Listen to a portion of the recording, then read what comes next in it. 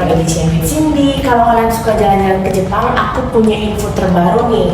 Jadi mulai Juli 2025 dan November 2026 bakal ada 2 perubahan besar yang bakalan ngaruh banget buat pengalaman kalian waktu traveling di sana. Yuk langsung aja kita simak apa sih info update-nya. Jangan di skip video ini ya.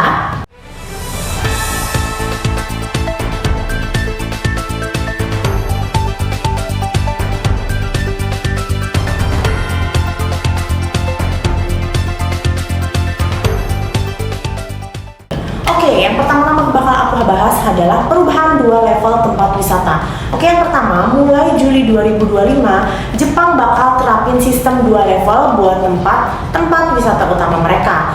Jadi, destinasi wisata populer nanti bakal dikategorikan jadi 2 level nih. Kira-kira levelnya itu apa sih? Jadi level 2 itu maksudnya adalah tiket masuk tempat wisata akan dibedakan antara orang Jepang dengan wisatawan asing yang berkunjung ke Jepang. Beberapa sistem ini sudah diterapkan di beberapa negara seperti di Asia sendiri, yaitu Thailand dengan contoh tempat wisata Wat Po. Jadi buat kalian yang nggak tahu, Wat Po itu seperti kuil yang terkenal dengan patung Buddha berbaring raksasa. Kemudian kalian juga pernah dengar nggak? Pasti kayak Taj Mahal, salah satu situs warisan dunia di India, juga menerapkan sistem ini, di mana biaya masuknya seperti nanti akan aku infokan di gambar ya.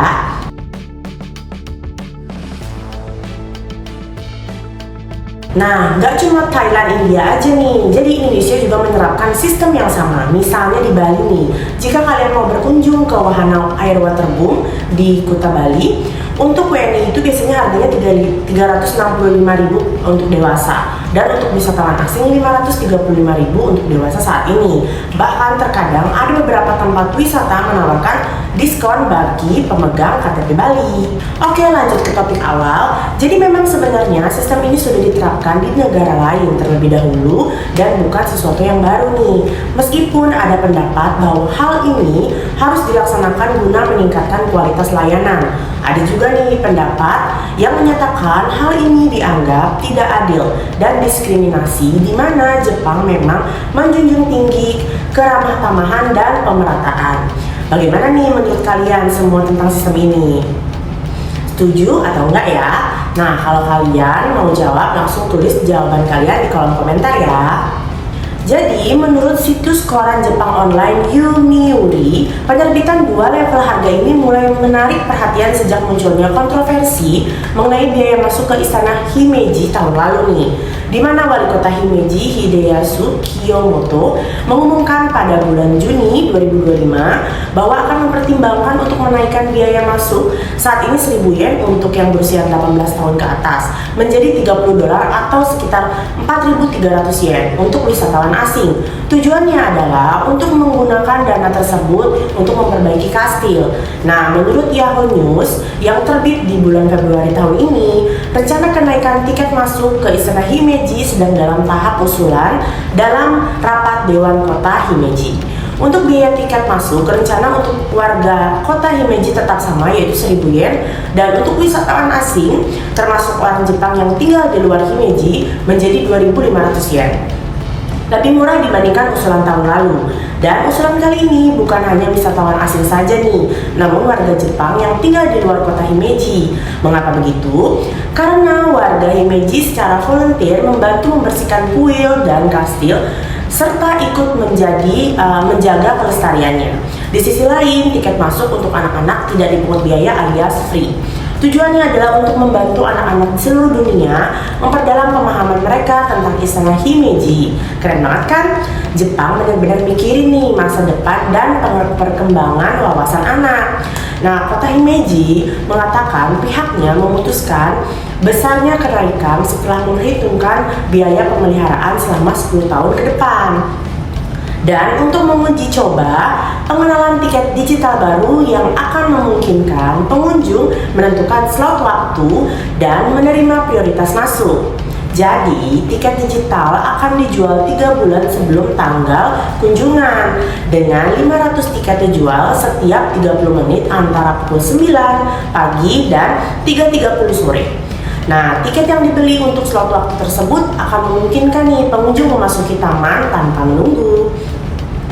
Tidak hanya menaikkan harganya, mereka juga memberikan solusi nih untuk meningkatkan pelayanan mereka.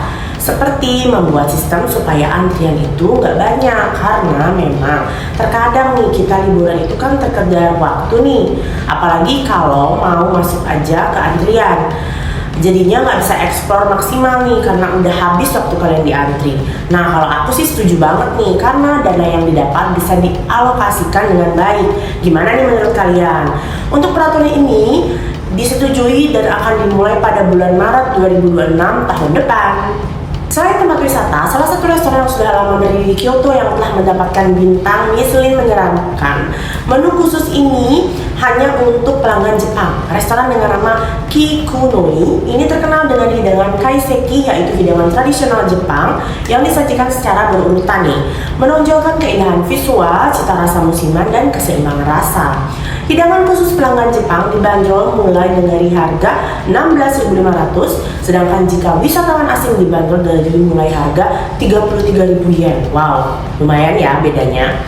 Nah, ini dilakukan karena mereka harus memperkerjakan nih staf untuk menjelaskan hidangan dalam bahasa Inggris untuk wisatawan asing dan menyiapkan hidangan khusus dengan bahan-bahan yang berbeda berdasarkan agama atau kepercayaan yang membuatnya lebih mahal daripada pelanggan Jepang. Oke, selanjutnya sistem pengembalian pajak atau tax refund. Buat kalian nih yang pernah menginjakan kaki di Jepang, pasti pernah nih coba tax refund atau pengembalian pajak di toko. Sangat mudah dan praktis. Buat kalian yang belum tahu, jadi buat tax refund nggak semua toko bisa. Jadi ada label khusus biasanya di pintu masuk atau di papan toko mereka yang bertuliskan tax free.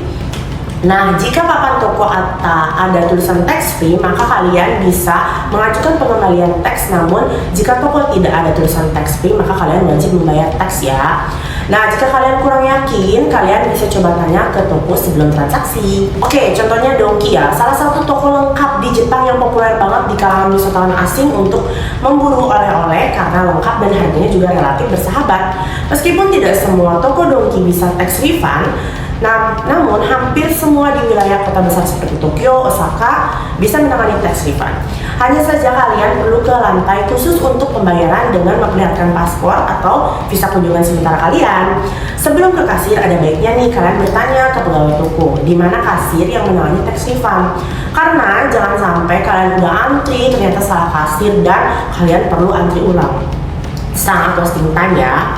Nah, selain Donki ada banyak toko juga yang menangani tax free hanya dengan menunjukkan paspor dan visa. Kemudian, harga yang kalian bayarkan di toko secara otomatis terpotong pajak. Sangat simpel dan mudah kan? Contohnya ada Donki yang di Shibuya ya. Jadi itu Donkinya itu kalau kalian mau ke sana, kalian harus langsung ke bayarnya di lantai 7 untuk tax free-nya. Namun perlu di-note juga bahwa tax free ini ada minimal belanja ya, yaitu 5.000 yen atau 5.500 yen sesudah pajak. Jika kalian belanja kurang dari ini, maka kalian nggak bisa nih request untuk pengembalian pajak. Nah, sistem ini rencananya akan diubah per November 2026 nih. Kenapa sih dirubah? Nah, jadi karena sistem lama sering disalahgunakan, jadi banyak barang bebas pajak yang dijual lagi nih untuk keuntungan pribadi. Jadi sistem baru tidak diperkenankan pengembalian pajak langsung di toko. Jadi misalnya nih kalian sebagai wisatawan asing perlu membayar biaya full dulu termasuk pajak dan kemudian mengklaim pengembalian dana kemungkinan besar karena berwacana nih di bandara sebelum kalian meninggalkan Jepang. Oke, untuk mudahnya coba aku jelasin ya. Jadi kalian yang pertama kalian bayar penuh di toko saat transaksi nih, kemudian simpan resipnya dan tanda terima untuk semua pembelian kalian yang memenuhi syarat yang tadi aku bilang di atas 5.500. Terus klaim pengembalian dana pada keberangkatan di bandara, serahkan tanda terima ke bea cukai untuk memproses pengembalian pajak. Pengembalian dana harus diklaim dalam waktu 90 hari sejak pembelian ya, untuk mengonfirmasi bahwa barang tersebut telah meninggalkan Jepang. Nah, menurut Japan Travel, beberapa wisatawan memanfaatkan pengecualian pajak dengan menjual kembali barang-barang bebas bea di Jepang, sehingga dapat menghindari peraturan pajak. Jadi survei bea cukai tahun 2022 menemukan sekitar 1,85 miliar yen pajak yang belum dibayar akibat pemberian bebas pajak yang tidak diverifikasi. Reformasi ini bertujuan untuk mengekang praktik-praktik ini, melindungi pendapatan pajak, dan memastikan sistem yang adil bagi pengunjung dan ekonomi lokal. Nah, bagaimana? Apakah terlihat lebih ribet atau ini lebih efisien untuk mencegah penjualan barang yang tidak dikenai pajak? Nah, kalau menurut kalian seperti itu, langsung tulis di kolom komentar ya. Oke, next, untuk sistem baru ini memiliki kelebihan, yaitu tidak ada batasan pengeluaran minimum atau maksimum. Sebelumnya kan wisatawan harus menghabiskan setidaknya 5.000 satu toko atau satu hari untuk memenuhi syarat berbelanja bebas pajak, dengan batasan antara 5.000 sampai 500.000 yen untuk barang berkonsumsi seperti makanan atau obat-obatan. Nah, sistem baru menghapus batasan ini sehingga memungkinkan pembelian pajak bebas pajak tanpa batas. Jadi kemudian, nah kalau kalian saat ini klaim tax free di toko akan masukkan barang kalian ke plastik khusus. Jadi kalian tuh nggak boleh buka ya sampai di negara tujuan. Untuk aturan ini akan dihilangkan asal kalian bisa menunjukkan barang yang akan dibawa ke negara tujuan.